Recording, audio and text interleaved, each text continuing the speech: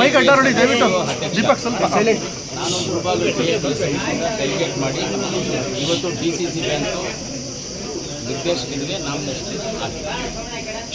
Sir ಮುಂದೆ ನಿಮ್ಮದೇ ಪಕ್ಷದ 4 ಜನ ಶಾಸಕರು ಅದೆಲ್ಲ ವಾರಾಗಿರ ಏನೂ ಇಲ್ಲ. ಮಂಗಳವಾರ ಒಳ್ಳೇದೆ. ಮಂಗಳವಾರ ಏನು ಮಕ್ಕಳು ನೀವು ಹೊಸ ಕೊಟ್ಟಿಲ್ಲ, ಯಾರು ಮನೇಲಿ ಇಟ್ಕೊಳ್ತಾರೆ. ಮಂಗಳವಾರನೂ ಒಳ್ಳೇದೇ ಹಾಕಿರ್ತೀವಿ. ನಿಮ್ಮ ಕಡೆಯಿಂದ ಎಷ್ಟು ಜನ ಇದೆ ಸರ್? ನಿಮ್ಮ ಕಡೆಯಿಂದ ಯಾವುದು ನಿಮ್ಮ ಕಡೆ ಕ್ಯಾಂಡಿಡೇಟ್ಗಳು ಯಾರ್ಯಾರು ಸರ್? ಕ್ಯಾಂಡಿಡೇಟ್ ಇಲ್ಲಿ ಹಾಕಿರೋದ ಇಲ್ಲ, ನಾವೆಲ್ಲ ಎಲ್ಲ ರೀತಿ ಎಲ್ಲದೂ ಹಾಕಿದ್ದೀವಿ. ನಾವು ಕೋಲಾರ VSNನಿಂದನೂ ಹಾಕಿದ್ದೀವಿ, ಮುಳಬಾಗಿಲು VSNನಿಂದನೂ ಹಾಕಿದ್ದೀವಿ, ಇತರೆ ಸಂಘಗಳಿಂದನೂ ಹಾಕಿದ್ದೀವಿ, ಡೈರಿಯಿಂದನೂ ಹಾಕಿದ್ದೀವಿ, ಎಲ್ಲವನ್ನೂ ಹಾಕಿದ್ದೀವಿ. ಎಲ್ಲ ಕ್ಯಾಂಡಿಡೇಟ್ಸು ಎಲ್ಲ ಕ್ಯಾಂಡಿಡೇಟ್ಸು ಹಾಕಿ ಯಾವುದು ಸರ್ 4 ಜನ ಕ್ಯಾಂಡಿಡೇಟ್ ಶಾಸಕರು ಇದ್ದಾರೆ. ಹೌದು, ಯಾಕಂದ್ರೆ ಶಾಸಕರು ಏನಕ್ಕೆ DCC ಬ್ಯಾಂಕು ಮೊದಲು 2013ರಿಂದ ಒಳ್ಳೆ ಚೆನ್ನಾಗಿ ನಡ್ಕೊಂಡು ಬರ್ತಾ ಇತ್ತು. ಫಸ್ಟ್ ಅವಧಿ ಚೆನ್ನಾಗಿ ನಡೀತು. ಸೆಕೆಂಡ್ ಅವಧಿನಲ್ಲಿ ಸ್ವಲ್ಪ ಏರುಪೇರುಗಳಾಗಿದೆ. ನಿಮ್ಗೆಲ್ಲರಿಗೂ ಗೊತ್ತು ಏನೇನಾಗಿದೆ, ಹೆಂಗಾಗಿದೆ. ಮೀಡಿಯಾಗೇನು ಹೇಳ್ಬೇಕಾಗಿಲ್ಲ, ಅದು ಗೊತ್ತು. ಅದನ್ನೆಲ್ಲ ಸರಿಪಡಿಸೋಣ. ಅದಕ್ಕೆ ಹೋದ್ರೆ ನಾವು ಇಲ್ಲಿದ್ರೆ ನಾವು ಸ್ವಲ್ಪ ವಿಧಾನಸೌಧ ಕಡೆ ಹೋಗಿ ಮಿನಿಸ್ಟ್ರುಗಳ ಹತ್ರ ಹೋಗಿ ಮಾತಾಡಿ ತಿರ್ಗಾ ಅದನ್ನು ಹಳೆ ರೂಪಕ್ಕೆ ತರೋಣ ಅನ್ನೋ ಒಂದು ಉದ್ದೇಶದಿಂದ ನಾವೆಲ್ಲ ಬಂದಿದ್ದೀವಿ. ವಿಭಾಗ ಇದೆ ಅಂತ ನಿಮ್ಗೆ ಕೇಳಿ ಬರ್ತಾ ಇರೋದು, ನಮ್ಮಲ್ಲಿ ಯಾವುದು ಕೇಳಿ ಬಂದಿಲ್ಲ. ಇದರಲ್ಲಿ ರಮೇಶ್ ಕುಮಾರ್ ಯಾರ್ದು ಇಲ್ಲ ಬಣ, ಯಾರ್ದು ರಮೇಶ್ ಕುಮಾರ್ ಅವ್ರದ್ದು ಇಲ್ಲ, KH ಮುನಿಯಪ್ಪನವ್ರದ್ದು ಇಲ್ಲ. ಆ ರಮೇಶ್ ಕುಮಾರ್ ಅವರು ಯಾರು ನಾಮಿನೇಷನ್ ಹಾಕಕ್ಕೆ ಬರೋದಿಲ್ಲ, KH ಮುನಿಯಪ್ಪನವರು ಯಾರು ನಾಮಿನೇಷನ್ ಹಾಕಕ್ಕೆ ಬರೋದಿಲ್ಲ. ಇಲ್ಲಿರೋರು ನಾವೇ ಆಯಾ ತಾಲೂಕು MLA ಅವ್ರವ್ರು ತೀರ್ಮಾನ ಮಾಡ್ಕೊಂಡು ಅವ್ರವ್ರು ಮಾಡ್ತಾರೆ.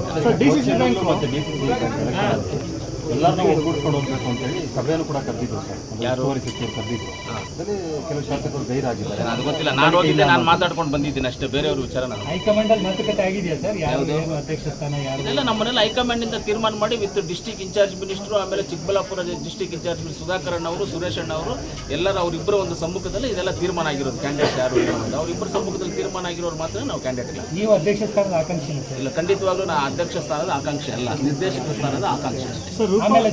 ಆಮೇಲೆ ಮುಂದಕ್ಕೆ ನೋಡೋಣ ಯಾರು ಗೆಲ್ತಾರೆ, ಹೆಂಗೆ ಗೆಲ್ತಾರೆ ಅನ್ನೋದು ಆವತ್ತು ಗೊತ್ತಾಗುತ್ತೆ. ಎಲ್ಲ ಕ್ಯಾಂಡಿಡೇಟ್ಸ್ ಎಲ್ಲ ಗೆದ್ದು ಆಚೆ ಬಂದ ಮೇಲೆ ತಾನೇ ಗೊತ್ತಾಗೋದು ಯಾರು ಬರ್ತಾರೆ, ಯಾರು ಭ್ರಷ್ಟಾಚಾರ ಇರುವಂತ ಸಂಸ್ಥೆ ಸರ್. ಹೌದು, ಈಗಾಗಲೇ ಗೊತ್ತು ನಿಮಗೂ ಕೂಡ. ಅದು ಹೆಂಗೆ ಸರಿಪಡಿಸಕ್ಕಾಗುತ್ತೆ? ಖಂಡಿತವಾಗ್ಲೂ ಸರಿಪಡಿಸ್ತೀವಿ ನಾವು. ಅದಕ್ಕೋಸ್ಕರ ನಾವು ಬರ್ತಾರೆ. ಇಲ್ಲಾಂದ್ರೆ ಸುಮ್ಮನೆ ಬಂದ್ಬಿಟ್ಟು ನಾನು TFSMS ಅಧ್ಯಕ್ಷನಾಗಿ ಒಂದು MLA ಆಗಿ ನಾನು 2 ಜವಾಬ್ದಾರಿ ಇಟ್ಕೊಂಡು 3ನೇ ಜವಾಬ್ದಾರಿಗೆ ಹೋಗ್ಬೇಕಂದ್ರೆ ಅಷ್ಟು ಟೈಮು ಸಿಗೋದಿಲ್ಲ ನಮಗೆ. ಇದನ್ನ ಯಾವುದೋ ಒಂದು ರೀತಿಯಲ್ಲಿ ಸರಿಪಡಿಸಬೇಕು ಅನ್ನೋ ಉದ್ದೇಶದಿಂದ ನಾವು ಬರ್ತಾ ಇದ್ದೀವಿ. ಏನು ಬದಲಾವಣೆ ಆಗಬೇಕು? ಖಂಡಿತವಾಗ್ಲೂ ಹಳೆ ಏನು ಬ್ಯಾಂಕ್ ಇತ್ತು 2013ರಿಂದ ಏನು ಬ್ಯಾಂಕ್ ಇತ್ತು ಆ ರೀತಿಯಲ್ಲಿ ತರಬೇಕು ಅನ್ನೋ ಆಸೆ ಇದೆ. ತರ್ತೀನಿ. 2 ವರ್ಷದಿಂದ ಲೋನ್ಗಳು ರಿನ್ಯೂ ಆಗಿಲ್ಲ ಸರ್. 2 ವರ್ಷದಿಂದ ರೋಲ್ ರಿನ್ಯೂ ಆಗಿಲ್ಲ. ಕಟ್ಟವರು ದುಡ್ಡು ತೊಗೊಂಡಿರೋ ಕಟ್ಟವರು ಸರಿಯಾಗಿ ಕಟ್ಟದೇ ಇರೋದ್ರಿಂದ ಕೊಡೋಕ್ಕಾಗ್ತಾ ಇಲ್ಲ. ಇನ್ನು ಅದನ್ನ ಏನಾದರೂ ರಿಕವರಿ ಮಾಡೋದು, ಈ ಕೆಲಸವನ್ನು ಮಾಡಿ ಮುಂದಿನ ದಿನಗಳಲ್ಲಿ ಆ ರೀತಿಯಲ್ಲಿ ಒಳ್ಳೆ ರೀತಿಯಲ್ಲಿ ನಡ್ಸ್ಕೊಂಡು ಹೋಗುವಂಥ ಕೆಲಸ ಭ್ರಷ್ಟಾಚಾರ ನಡೆದಿದೆ, ತನಿಖೆ ಆಗಬೇಕು ಅಂತ ಅದು ಸಪ್ರೇಟಾಗಿ ಅದೊಂದು ಕಡೆ ಹೋಗ್ತಾ ಇದೆ. ಅದು ನಾವು ಹೇಳಿದ್ದೀವಿ, ನಿಜ ಹೇಳಿರೋದು 100% ನಿಜ. ನಾವು ಹೇಳೋದಕ್ಕೆ ಅದು ಸ್ಟ್ಯಾಂಡ್, ಆ ಸ್ಟ್ಯಾಂಡಿಗೆ ನಾವು ಯಾವತ್ತೂ ಇರ್ತೀವಿ. ಅದು ಒಂದು ಕಡೆ ನಡೀತಾ ಇದೆಯಲ್ಲ.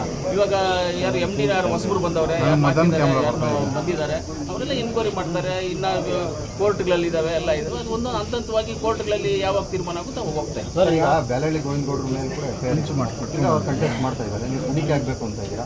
ಅವ್ರೇನಾರು ಆಯ್ಕೆ ಆಗಿ ಬಂದರೆ ತನಿಖೆಗೆ ಸಹಕಾರ ಏನು? ತನಿಖೆಗೆ ಇವಾಗ ತನಿಖೆ ಮಾಡೋದಂದ್ರೆ ನಾವು ಮಾತಾಡೋದಲ್ಲ ರೀ. ಪೇಪರ್ಸ್, ಯಾವ ಪೇಪರ್ಸು ಏನಾಗಿದೆ, ಯಾವ್ಯಾವ ಟೈಮಲ್ಲಿ ಏನಾಗಿದೆ ಪೇಪರ್ಸ್ ನೋಡ್ತಾರೆ. ಪೇಪರ್ಗೂ ಡೈರೆಕ್ಟರ್ಗೂ ಏನು ಸಂಬಂಧ ಇರುತ್ತೆ? ಅವ್ರು ಬಂದಾಗ ನಾವೆಲ್ಲ ಸಹಕಾರ ಮಾಡಿ ಅವ್ರಿಗೆ ಏನು ಬೇಕು ಸಪೋರ್ಟ್ ಮಾಡ್ತೀವಿ. DCC ಬ್ಯಾಂಕಲ್ಲಿ ರಾಜಕೀಯ ಹೆಚ್ಚಾಗಿ ಜನರಿಗೆ ತೊಂದರೆ ಆಗ್ತಾ ಇದೆ, ಸಾಲ ಸಿಗ್ತಾ ಇಲ್ಲ. ಯಾರಿಗೆ ತೊಂದರೆ ಆಗಿದೆ?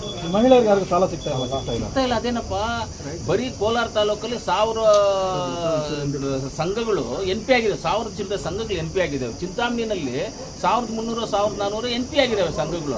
ಆ ರೀತಿಯಲ್ಲಿ NP ಆದಾಗ ನಾನ್ ಪೇಮೆಂಟ್ ಇದು ಬಂದಾಗ ಹೆಂಗೆ ಬ್ಯಾಂಕ್ ಪೇಮೆಂಟ್ ಕೊಡೋಕ್ಕಾಗೋದಿಲ್ಲ. ಬ್ಯಾಂಕು ಕೊಟ್ಟಿರೋ ದುಡ್ಡು ವಾಪಸ್ ಬಂದರೆ ತಾನೇ ಅವ್ರಿಗೆ ಪೇಮೆಂಟ್ ಕೊಡೋಕ್ಕಾಗೋದು. ಕೊಟ್ಟಿರೋ ದುಡ್ಡು ವಾಪಸ್ ಬರದೇ ಇರೋದ್ರಿಂದ ಪೇಮೆಂಟ್ ಮಾಡೋಕ್ಕಾಗಲ್ಲ. ಇದಾವೆ ಅಂತ ಎಲ್ಲ ಗೊತ್ತಿದೆ, ಎಲ್ಲರೂ ಕಂಪ್ಲೇಂಟ್ಸ್ ಕೊಟ್ಟಿದೆ ಆಲ್ರೆಡಿ. ಮೊನ್ನೆ ಎಲ್ಲ ಪೊಲೀಸ್